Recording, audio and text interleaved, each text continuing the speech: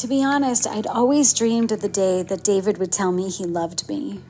Never in a million years did I think I would ever hear the words, "I'm not in love," come out of his mouth. That didn't seem possible. I guess I had a lot of cognitive dissonance throughout the course of our official relationship where he became this new person, and I was always making excuses for his behavior. But now, his behavior made sense. It made sense that he didn't take me on dates as much or see me on the weekends. And, living in New York City, I had a very extensive social life coupled with a really busy music career. So being a placeholder girlfriend for him, it wasn't really the worst thing in the world.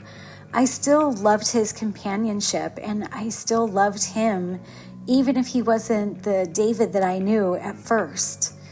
But still, it stung to hear the words, "I'm not in love," come out of his mouth. After about a week, I sent David a text and I said, "I'm working really hard to let you go, and I'm not going to try to change your mind, but I would like to meet up with you to say goodbye. I'm going to miss you." I asked if I could call him, and he texted me back and set up a time for us to speak. When I called later that night, I put all my effort to holding back the tears.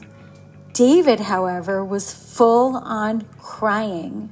He cried harder than any other man I had ever broken up with before.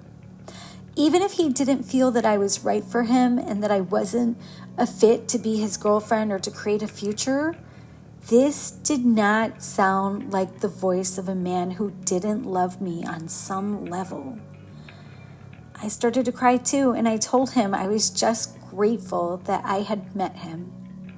And that made him break down and cry even more.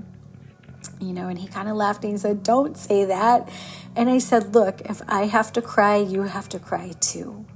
And he said he was sorry for not being in love with me, and it was something that he couldn't control.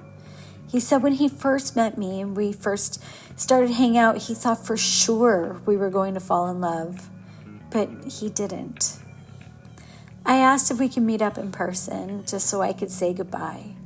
We made arrangements to meet at a corner bar on the Lower East Side. And to this day, it's the most respectful breakup I've ever had. I reminded David that we had not been looking for a relationship and that at the end of the day, we did what we said we were going to do. Nothing too serious, nothing too casual. David wanted to stay friends, but I didn't know if I could handle that, so I told him I would need some time. So we went to the bar and we met up, and by the time we left, we were good with each other. And David walked me back to my apartment, to my doorstep one last time, and he told me to give him a call when I was ready. I looked at him and I said, "I will." I didn't have the heart to tell him what I was about to do. We hugged goodbye, and when I got upstairs to my apartment, I deleted David's number for good.